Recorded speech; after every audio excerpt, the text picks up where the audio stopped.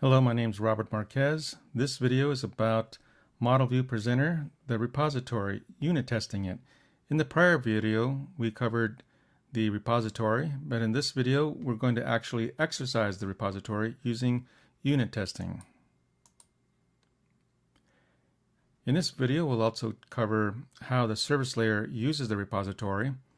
That will give you an idea of how the user interface, when we get to it, will communicate with the repository. Basically, the service layer will be doing the work, and when in this case here we have unit testing, we're going to use the unit test module to use the service layer to get to the repository. And in our repository testing, we're going to cover adding, deleting, updating, reading objects, and we'll change some values to bad values so we can see if we can catch them, as well as good values. Now if we look here, we covered the repository in the prior video, and so in this video it's about unit testing, and we'll show how we will use the service layer to communicate with the repository. This will give you an idea of how the service layer will be used by the presenter when we get the presenter built working with a view. So we have the service layer test project from the past we had built, and I added this module here, Department Services Data Access Tests. So let's take a closer look at this. So we have a class, Department Services Data Access, and in this class we're going to have one method for each kind of a test we want to do. Here is the constructor. I'm using the test output helper that SQLite provides, so I'm going to go ahead and use that.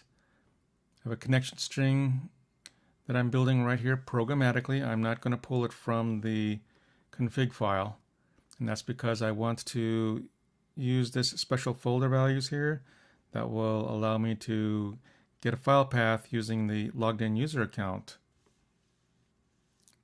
that goes through to the app local directory.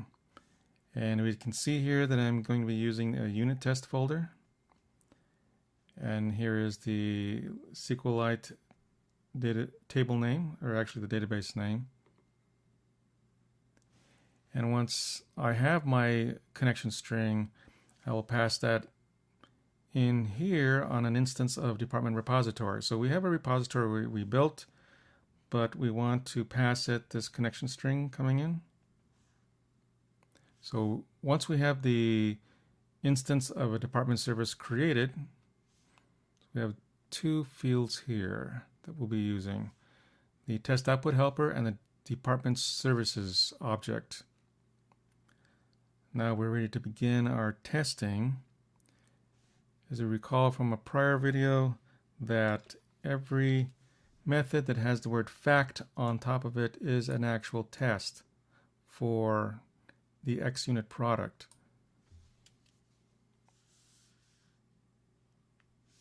So if I look here, this is a test and this is a test. And in this case, should return list of departments. So we want to get a list of departments. We're going to go to our repository. Repository has a method called getAll. We're going to use our department services object to get to the repository.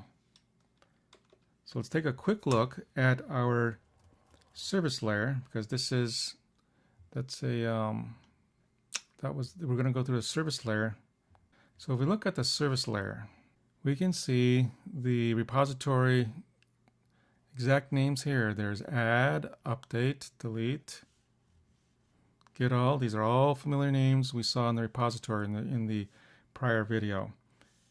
And if you'll see, the way the service layer is doing it is he's using an instance of department repository. So that's the object we created in the prior video. So let's get back now to the unit testing area. So in our first test here, we see the getAll. It's being called by department services. We just looked at that. We just looked at the service layer that has these names exactly like the repository. We're going to call it. We expect to get a list of names back, and we're going to do an assertion here under unit test. And we want to make sure that the list is not empty. This list has to contain a list of department models. If not, then there's a problem. And what we're going to do here is use our SQLite helper for writing to the screen to write out the values that came back from the repository. So let's go ahead and run this now. I'll bring up my test window.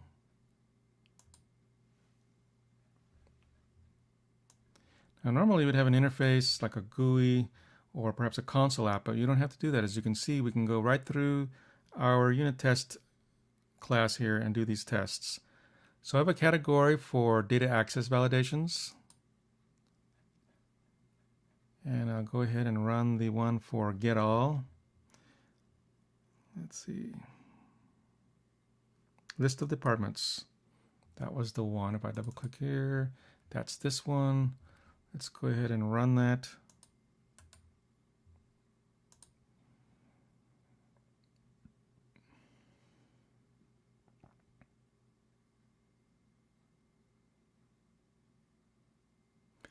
It says that it passed the test.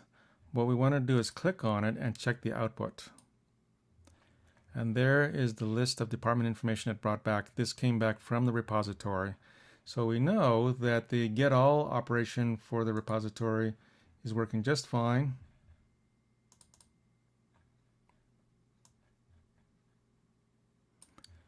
We have another one here.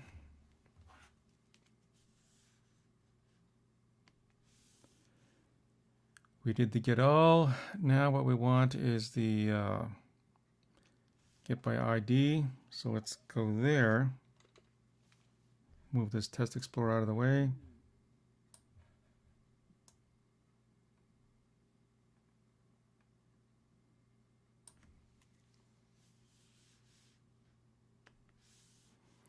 So here we are, get by ID.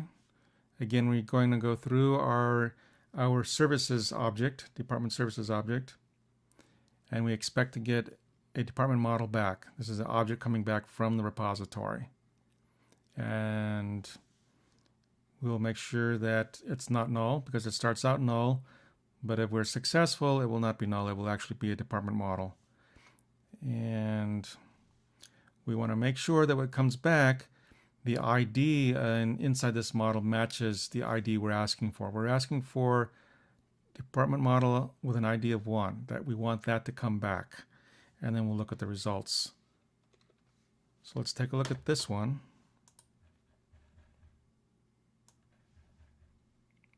It's called should return department model matching ID. That's here.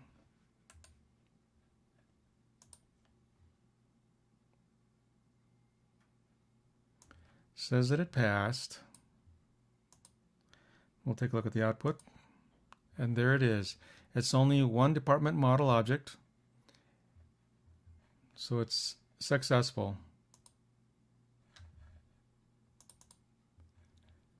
Now, one of the things we can do as additionally here to stress our repository, make sure it's handling situations, is to actually go ahead and do some invalid operations. For example, I know there's no department ID in there with a value of 1000.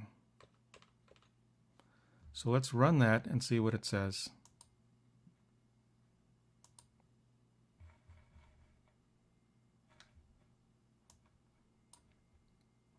So we have a fail right here, and let's take a look at the output. Record not found, unable to get department model ID 1000. 1000 does not exist in the database. This descriptive message was actually assembled in the repository. If you recall in the prior video, there was a custom exception handler built, and there were custom messages added to that handler when certain situations arise. In this case, there's no such department ID like that. We can go even further. Let's go to the repository.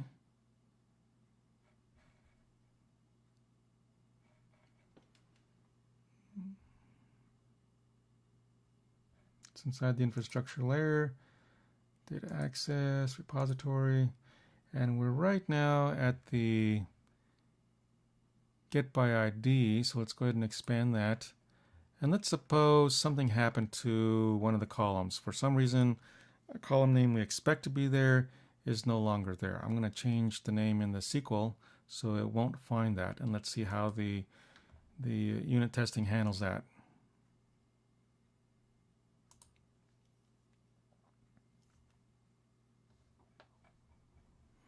Again, we have a fail. Let's take a look at that.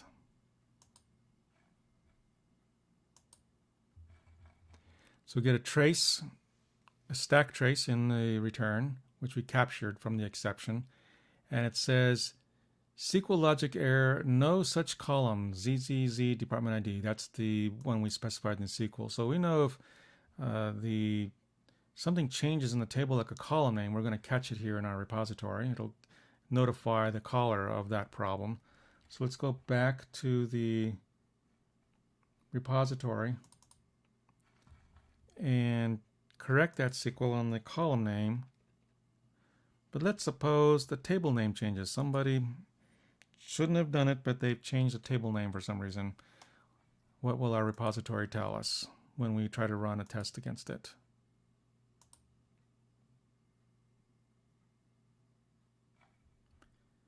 Take a look. Unable to get the department model for the requested ID. SQL logic error, no such table. And then it gives us the name of the table that I was trying to find, which was bad. So we're doing really well here on catching the errors with our SQLite database. And our unit testing is doing really good on telling us what's going on that's wrong. Let's do an add here.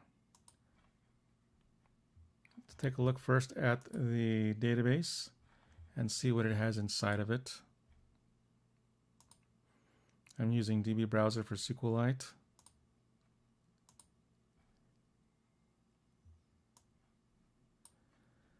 So there's a unit test 1 under department name, graphics unit test 1. What I'm going to do is add a new one in there that says unit test, say number 20. We want to insert this in there.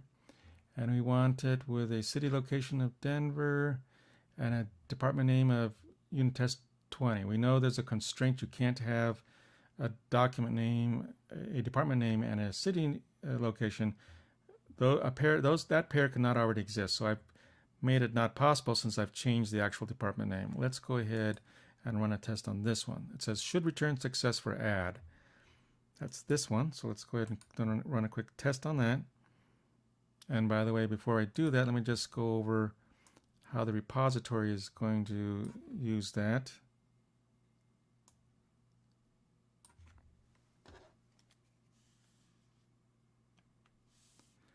So for this add, we're using the department service object. It's going to call add. Notice the object that gets passed in, it's a department model. And this just gets forwarded to the repository to do. And of course, we'll handle the error and output the results to the screen. So let's try that.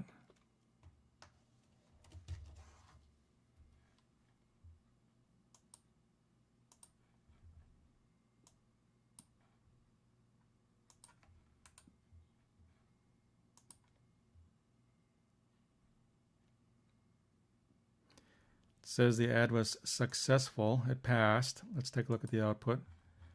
The record was added successfully. And now we can visually confirm that. We know it was supposed to be unit test 20. So we'll pull up our database. We don't see it because we need to refresh. So we'll refresh. And there it is, unit test 20. So the add is working fine. Now is a good time to try the delete.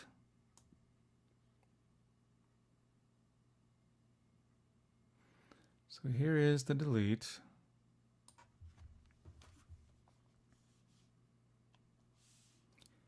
Again, we can see that we're going to use our department services object, which is the service layer. We're going to call the delete operation, which gets forwarded to the repository, and we're passing in a department model object. We don't have to specify the ID because the ID is part of the record. Here's the record in that object. We're passing it a department model object, but within that object there already is a department ID parameter in there. So this says delete number 46. However, that's not the department ID of the one we just added. Let's take a look at that. The one we added is number 47. So we want to make sure we delete department ID 47. So I'll change this to 47.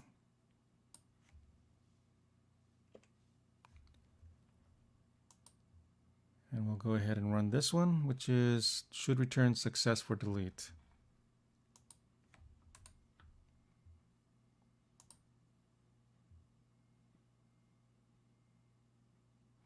It says it worked. Let's take a look at the output. Was successful, but we can easily confirm that. Number 47, we'll refresh the screen. It's gone. So that worked. And of course, we can try to break it. Say delete number 477. There is no record in there, number 477. So let's see how the unit testing handles that.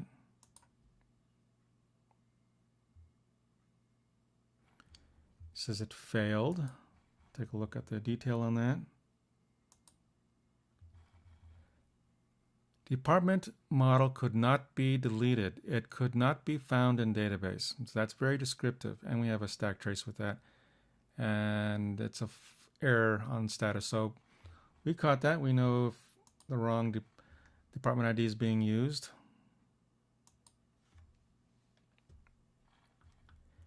And now let's do the update. So let's pick a record to update in here. Say number 0. It currently says unit test 1. Let's change that to unit test 10.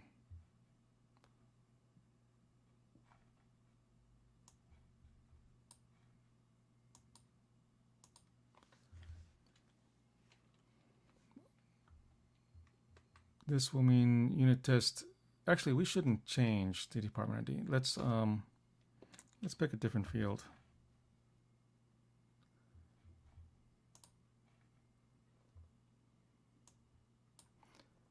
For department ID 0, let's change the email from graphics to art. Let's do that. So on the email, I'm going to change this from graphics to art. And now let's run this for the update.